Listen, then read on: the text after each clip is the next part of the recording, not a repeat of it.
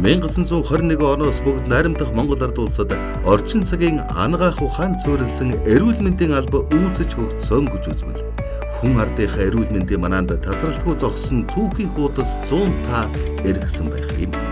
Энэ хугацаанд алдаа оноо баяр гүрийг сэтгэл хөдлөл нулимс инээд хөлс хөдлөмөр бүгд шингэсэн байдаг. Баярлалаа эмч.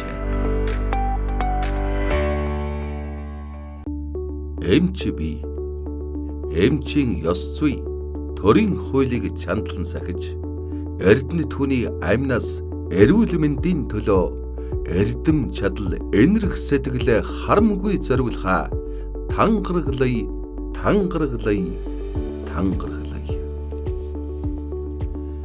Энэ л тангарахтай үнэнч байж 40 жилиг үдсэн нэгэн эрхэм хүнийг баярлалаа эмчээ нэвтрүүлгийн зочин хоймортой өрсөн юм. Залуу байхдаа би өргөсөн тангарахтай үнэнч байж эх орны дуудсан газар бэлэн зогсож сайн эмч болохыг л мөрөөдөж явлаа.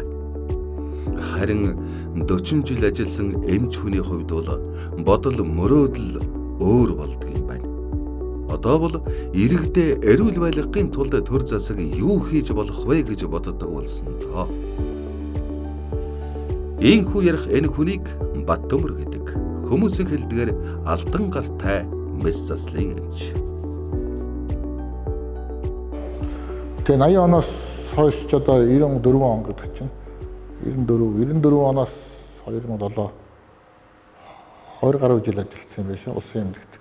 Нийтдээ бол 41 дэх жилдээ ажиллаж байна.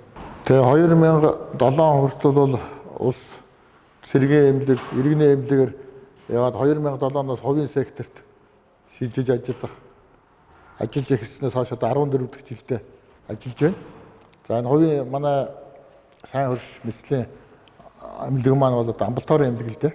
Өдрийн мэсэл гэсэн үг. Тий. Амбулаторийн мэслийн эмнэлэг бол үнэхээр одоо бас улсын эмнэлгийн ачааллыг өөрлөцөх, ард түмний бас чирэгдэл, дөөргөдлийг бас цэгцтэй болгоход бас улсаас бас татаас авахгүйгээр тийм ээ. Улсдаа бид татвараа төлөөд улсдаа бид нар бас ажлын байр бэлдээд ингэж бие дааж явах нь бол чухал юм аа. Шинэ аав бол баг багтнаас л дэлгний өвчнөр. Тэгээд одоо аавынхаа аав тэр ямар улсууд яаж хийж ийсэн тэр бүгдийг одоо би чинь гээд архиваас судлаад ингээл хайгаал эрэл хайгууд болж байгаа. Тэгтэл манай өвөө бол хэлэмтцэл хүн байгаа юм л да.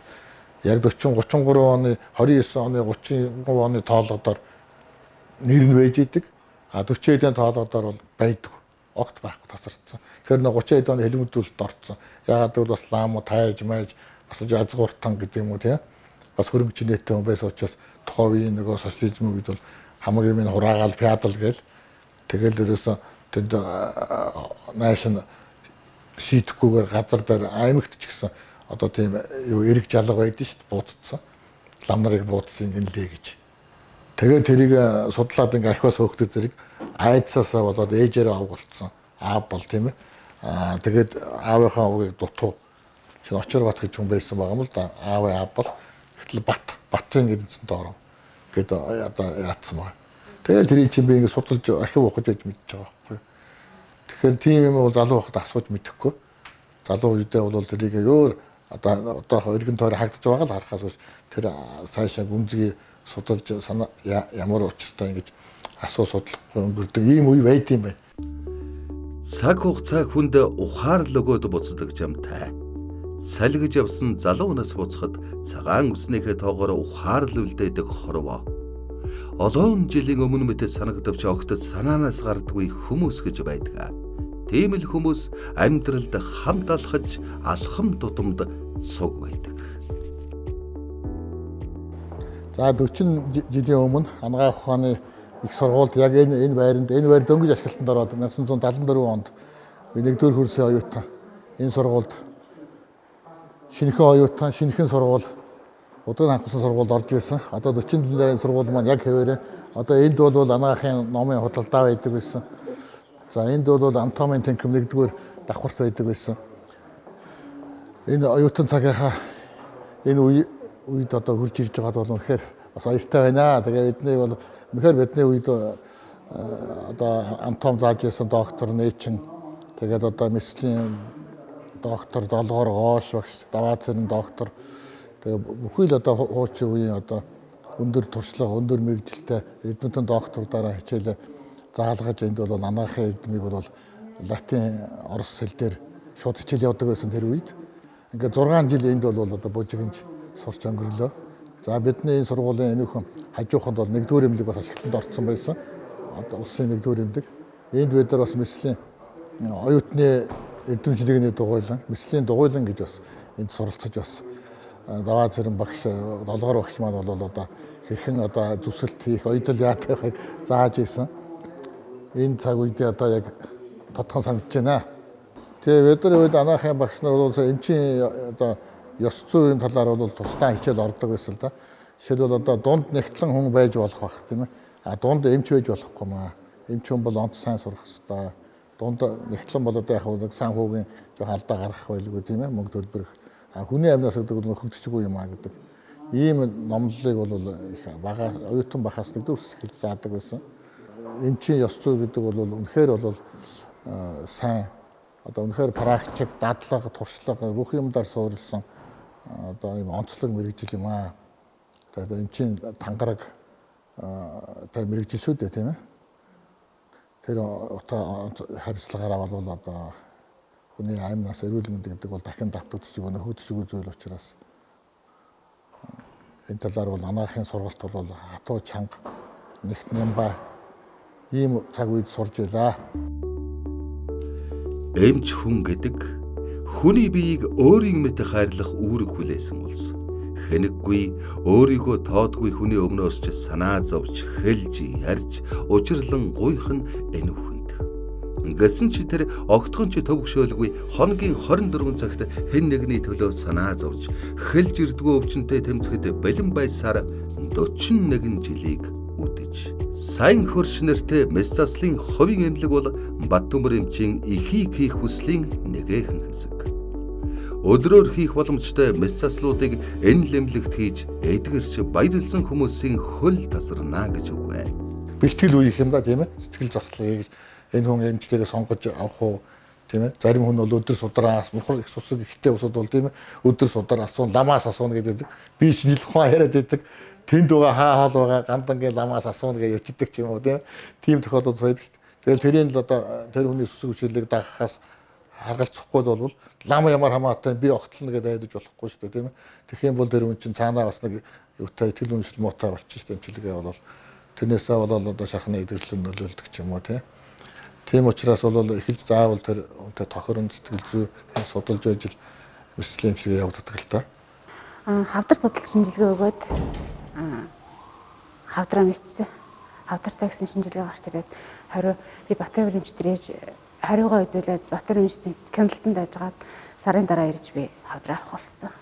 Би одоо ингээд хавдраа авахуулаад одоо сар гарна эмчлүүлээд зүгээр болж байгаа. Одоо Баттөмөр эмчтэн чин сэтгэлээсээ баярлалаа гэж хэлье алтан гартай эмчтэй. Сайн хурш эмнэлгийн сувлагчаар бол ажилладаг. Баттөмөр эмчтэй одоо 8-9 жилдгээ бол ажиллаж байна. Ажиллах хугацаанд бол эмчтэй бол эмчийн бол хувийн юу бол зан чанар хүнлэг одоо хүнийг бол заавал бол яс тэрийгэ гүйцэтгэдэг ажиллаа чигт нямба бол хийдэг маш туршлагатай бүхэл юмыг бол хийхийн төлөө бол зүтгэдэг хүн байгаамаа. Ер нь бол болж л өгвөл тэр хүний төлөө тэр хүний бүх юмыг бол төгс бол эдгэж явуулахыг бол хүсдэг. Тийм ч учраас бол юмаа олон нямба чамба хаалгаагаа эднэр бол нямба хийдгээ. За ажилчтайгаа бол маш дотн бол ханддаг. Бидний бол ар амьдрал өөрийнх нь бол бидний ар талыг хүртэл бол их харж үздэг. Бидний төлөө бол ажиллаж чаддаг хүн байгаамаа. Тандаа бол маш их баярлдаг шүү. Хүний төлөө, бидний төлөө эрүүл энхийн мананд нь бол өндрөөс өндөр амжилт хүсье өрөөё. Эмч хүн сурч дуусах биш те. Одоо ч сурсаар л байна. Уншин, судлан, сурна гэдэг миний амьдралын нэг хэсэг. Гэж ярих эмч маань Швейцар улсын хөгжлийн газартай нэгт холбоотой ажилладаг. Дэлхийгээ суралцаж дэлхийтэй хөл нийлүүлэн алхахыг тэр хүсдэг. бид нар Швейцар Монголын хамтарсан жижиг дунд одоо энэ бизнесийн нийгэмлэгийн бие хөдөлгөөний гишүүн шүү дээ. Тэгээ Швейцаруудтай хамтарч ажилладаг. Бид нар очиж бас туршлагын судалж ийсэн. Тэгээд тэн дээр бол Швейцар манай найз маань бол тэгж ярьж байгаа байхгүй. Монгол одоо ингээд маш их баялагтай. Швейцар бол баялаггүй шүү дээ. Газар нутаг жижиг гэн Швейцар бол. Монгол бол уудам. Тэгсэн мөртлөнгөө Швейцар хүний жирийн одоо нэг мужаан хүний дундаж сарын цалин 3500 евро гэж ирж байгаа шүү дээ. Тэгээд тэрнээс дээш л ярина шүү дээ. Тэгэхэд Монгол зүгээр ажилтан хүний цалин 350 евро хүрэхгүй шахаж шүү дээ. Яагаад ингэж байгаа гэдэг надаас асууж илээ л дээ. Яагаад ингэж байгаа. Тэгээд тэрний хариулт нь бол мэдээж ойлгомжтой тийм. Бид нар өөрсдөө юм хийхгүй байгаа талбарт. Та нар бол ерөөсөө өөрсдөө юм хийхгүй юм. Ерөөсөө хятадын үйлдвэрлэлийг эсвэл Туркийг ч гэдэг юм. Эсвэл Солонгосын юмыг л авч хэглээд байгаа. Өөрсдөө хийгээч тийм. Түүхэд нь хаяаж байгаа. Арьсаа гадсан гаргачихал тийм ээ. Тэгээд байх. Үр хүүхдүүд мань ямар нийгэмд ямар улсад амьдрах вүлээ гэж тийм ээ. Тэгээд санаа гараа өргөн хүрээтэй бодож юм л да тийм ээ. Хүнсний авилга бол Монголд байж байгаа. Заавал тэр Ирэнээс хятадаас заавал тэр нэг баасаар бордсон ногоо ингэж барс захтаар овоолж явах ямар хэрэг вэ? Эрүүл мэндэд бол үнэхээр аюултай ш. Тэгэхээр Монгол бол жинхэнэ органик ногоо, органик хүнсээ хийгээд энийг дэмжих ийм бодлого байгаасаа гэж би ямар одоо улс төрийнхэнд хэлмээр өгдөг байхгүй. Үндэсний үйлдвэрлэл одоо энэ коронавирусын үе байна тийм ээ. Энэгээр одоо энэ хямралын үеийн одоо менежмент гэж байдаг байхгүй. Энэ үед жинхэнэ далимдуулаад маш сайн үр дүнтэй одоо Монголын өрхийн үйлдвэрлэлийг дэмжиж тийм ээ. Айл болгон хүлэмжтэй болгоод айл болгоныг өөрийнхөө энэ цэвэр хөрсөн дээр эрүүл хөрсөө энэ хөрсөө хамгаалаад энэ дээр хэдэн хувьд нь газар тариалан гэх юм. Хэдэн хувьд нь дээр бэлчээрийн заавал тэр нэг фермер гэхгүйгээр бэлчээрийнхээ юг яаж зохицуулах вэ? Менежмент хийх вэ? Энэ зүйл бол нэлээд одоо бодвол юмуд байна л та. Тэгээ энэгээр одоо үндэсний үйлдвэрлэл эрүүл одоо эко хүнс одоо манай нэг хан ярьсан шүү дээ дуучин жахлаад малын мах бол 250 эвийн ургамал шингэсэн мах юм а гэдэг шүү дээ. Тэр л үнэн шүү дээ. Тэгээ манай монголчуудын хувьд бол ер нь л юу юм бэ шүү дээ. Нэг сүрхий лидер хүн нэг одоо онцгой одоо тэмцэгч хүн ч гэдэг юм уу тийм шудраг хүн нэг нэгээрээ л ингээд цуцтаал яваад байгаа юм ба шүү дээ тийм. Уг нь бүгдээрээ тэр үнэхээр тэр одоо гоц оюун гоц мэрэгэн санаа олцсон хүний усуд бол бие биенийхээ санааг уг нь нэгтгэхэд хамтармаар байдаг байхгүй. Салангад их явдаг эв нэгдлгүй монголчуудын нэг бас нэг утгадал юм шиг байна л да. Тэр шиг одоо яг зөв юмдаа шудраг байна гэдэг одоо тэмцээд одоо яадаг чи шөмжлээд явах нь бол нэг онцгой шүү. Гэхдээ бас зөв байр суурь олныг дагаад бас буруу юм дагаа яваад бах тийм ээ. Олонх ингээл нариг цэнгэж штэ адилхан дууж идэх ч гэдэг юм уу тийм. Тэр талдаа бол жоохон өөрийн байр суурьтай гэдэг утгаараа бол бас одоо ганцаард нэг чаашаа тийм ээ. Зүгээр яг одоо хувь хүнийхээ ихтгэл үнэмшлийн хувьд бол ганцаард нэгж байхгүй л тийм. Хүний өвчнийг эмнэнэ гэдэг нь сэтгэл зүйг нь эмнэнэ гэсэн үг. Тухайн хүнийхээ айдас, сэтгэлийн дарамтыг үгүй хийж байж л хагалгаанд оруулах нь өвчтний хувьд аав нь, ах нь мэт санагдах нь мэдээж.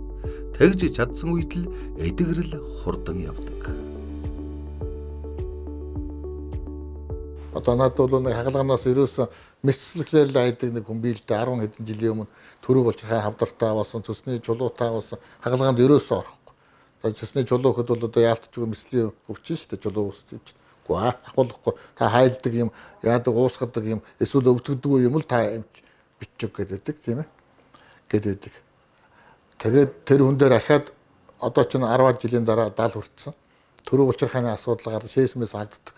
Яалтчгүй мэслээр авах хэвээр тэр хавдрыг төрөв улчирхааны хавдрыг гүйг энэ хавдрыг зогсоод алганд ормооргүй.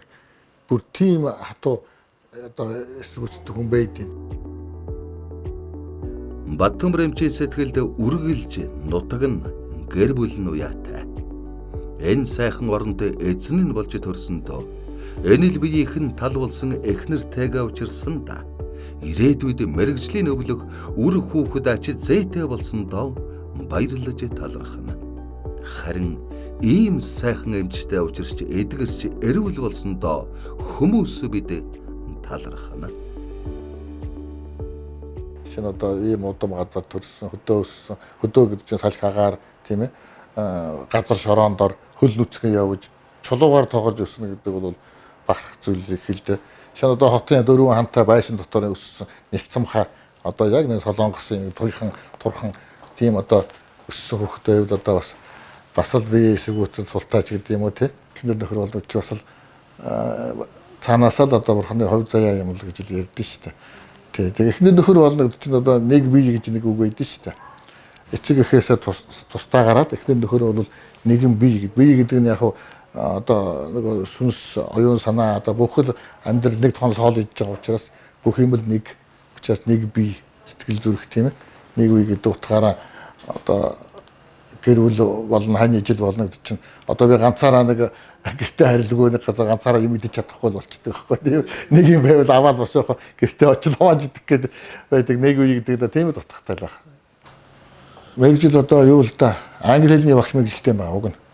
Тэгээ одоо бол яг нөгөө төсөл органик төвний би ярьжсэн тий органик одоо нөгөө энэ сэлэнг хөрс судлал ус судлал энэ бүх юм хийж тэр төслийг боловсруулад гэсэн үг. Өөрөөр хэлбэл төслийг бол засгийн газраас гадна одоо гаднаас хөрөнгө оруулалт оруулж Монголд хөрөнгө оруулж шүү дээ тийм төсөл хийж одоо Монголд жинхэнэ одоо өрхийн одоо органик хүнсний аюулгүй байдлыг хөгжүүлэх тийм л төсөлдөр сүүлийн хэдэн жил ажиллаж байна л да. Тийм л хөтөлбөр хийдэг хүн төслийн л одоо менежер гэдэг юм тийм ажилтай. За миний өгч хамгийн том нь хэд л одоо зэт үеийнхэн ч гэдэг юм мянганыхан ч гэдэг юм одоо хамгийн отгох нь болохоор ч нөгөө үеийнхэн гэчгээд одоо ном заав нь өвдө их эдийн засгч болох гэж байгаа юм байна. Гоё юм эдийн засгийн гоё тойлмоо бэлгэлийгээд би бас хүүхдтэй бэлгэлж үзсэлтэй. Гэсэн чинь юу аав юу наадахаар чи яах юм гэж байгаа. Бүх юм компьютерт байгаа шүү дээ. Энэ утсан дотор бүх юм байж шүү дээ. Яаж ном унших юм бэ? Тэгэхээр чинь дотор эхний үедээ бол би чинь гомдож л байгаа юм л тийм ээ. Тэгтээ үе нь өөр байхгүй. Тэр хүүхдийн зөвч үж болно тийм ээ. Тэгтээ бол ном уншина гэдэг зүйлийг бол бас хайж болмооргүй юм билээ л дээ. Ном гэдэг чинь хуучин түүх бүхэл юм л байгаа шүү дээ. Авах юм их л байна. Гэтэл нэг ийм үе л гарчаад байгаа байхгүй. Тэгэхээр энд нь л тохирчл бас хүлээцтэй л хандах л тийм л аавал байх шаардлагатай юм шиг байна. Тэг 100% бас захиргаадж болохгүй. Хим биологоор одоо дагнж үзэж байгаа юм ч болно л гэж л хөрсөд бол гэж явдаг л да. Тэгээ яг конкурс өгөх зэрэг бас чинь тэмцэх орохгүй гэл тэгэл тэгээд ачаан дээрээс гарах л байх гэж бодож шүү дээ. Яг хөө тэгтээ бас юуны чиглэлээр нийтийн хоолны чиглэлээр байна, хуулийн чиглэлээр байна. Эдийн засаг дизайн гэх төрөл бүрийн мэргэжил өөрсдийн сонирхлоор л явж байна л да. Би сайн хөр шинжилгээний цэцлэн зөвлөгчөөр 3 жил ажиллаж байна. Энд ажиллаж байгаа хугацаанд Батмүргээ эмчтэй хамт ажилласан. Эмч маань одоо чадвартай, хүнлэг, их зарчимч хүн байгаа. Бид нарт бол ажиллах боломжийг л сайн хангаж өгнө. Хүнлэг энэрэнгүй ханддаг, өвчтөнтэй ч гэсэн хүнлэг энэрэнгүй ханддаг, харьцаа хандлага сайтай, их чадварлаг хүн байгаа маа. Эмчээсээ их юм сурсан, харьцаа хандлага, мэдлэг чадвараа харамгүй хайрлсанд баярлж явдаг шүү. Эмчтэй баярлалаа гэж хэлье. Сайн хөрш эмнэлэг бүх насныханд зориулагдсан гэхэд хэлцдэггүй. Дөнгөж төрсөн нэрийг хоолтой байлгахын тулд ээжийн хөхийг эмчилнэ. Дуусаж өгдөггүй ажлын ачааллаас үүссэн шамбармыг эмчилнэ. Сөгдөж унахаа шахсан өвдгийг эмчилнэ. Сайхан эрүүл биеийг хүмүүст өгнө. Саахал дайлын санаа нэг гэдэг үгнээс санаа авч сайн хөрш эмнэлгийг үүсгэн байгуулжээ. Би анх энэ өвдөгний үеинд цусан хийх энэ PR эмчилгээг 2015 онд нэг найзаасан сонсоод тэгээд сургалсаар яваад энэ сайн хөрш гэдэг эмнэлэгт ирсэн юм аа. Хоёр өвдгөндөө хоёулаа яс ургаад тэгээд пицэг эмчилгээ хийлгээд өөр дээрдэхгүй тэгээд энэ сайн хөрш эмнэлэгт ирсэн. Жилд нэг удаа хийлгээд 6 жилийн болоход юу яасан бэ? Нэг яс ургалтанд зогссон. Тэгээд үений шингэн бол дутагдахгүй. Шингэнээ ингээд нөхөө яваад тахлаар ер нь өөрт янз бүрийн тариа мараа хийлгэснээс илүү үр дүнтэй байна гэж бодож байна. Сайн хөрш эмнэлгийн мэдцэслийн эмч Батмүр эмчтэй маш их баярлалаа. Би намайг чамайг л ямар ч гэсэн нэг өвдөг солиулахгүйгээр энэ эмчилгээг хийгээд чамайг нэг догоонцод дэгэнцэхгүй болгоод явуулж явах юмсэл гэж зорьсон хүн байгаа. Тэгээд Батмөр эмчтэй маш их баярлж явдаг.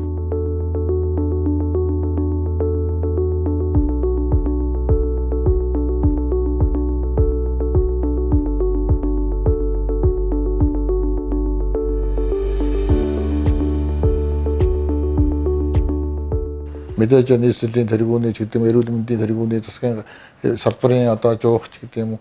Одоо миний хувьд бол одоо 40 жилдээ ихэд бол автан гадас тэгээд тэрний дараа бол хөдөлмөрийн гавья гэдэг тийм одоогууд бол байгаа. Тэр зүйлүүдээ бол авцал байна. Тэгээд бүгдийг ингэртэй зүгэл би юм алдартай хүн гэж яриатал зүгэл сэргийн улсууд шиг тэгээд явахгүй юм да миний одоо хувийнхээ хувьд бол хүмүүсийн хамгийн гол нь олон хүмүүсүүдийн одоо хүлээн зөвшөөрөх тийм ээ итгэл юмшил ер нь бол хүмүүсийн эдгэрэл шагнал болохоос биш тийм ээ алдар гавья бол мэдээж хэрэгтэй хоёрдугаар зэрэг асуудал байх л та тийм ийм л бодлоор эрүүл энхийн манаанд 41 жил тасралтгүй зүтгэж илүү сайхан бодол тээсээр Баттөмөр эмч алхаж явна.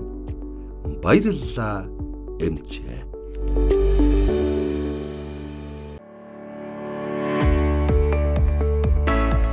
1921 оноос бүгд найрамдах Монгол ард улсад орчин цагийн ангаах ухаан суурилсан эрүүл мэндийн алба үүсэж хөгжсөн гэж үзвэл хүн ардынхаа эрүүл мэндийн манаанд тасралтгүй зогссон түүхийн хуудас 100 эргэсэн байх юм.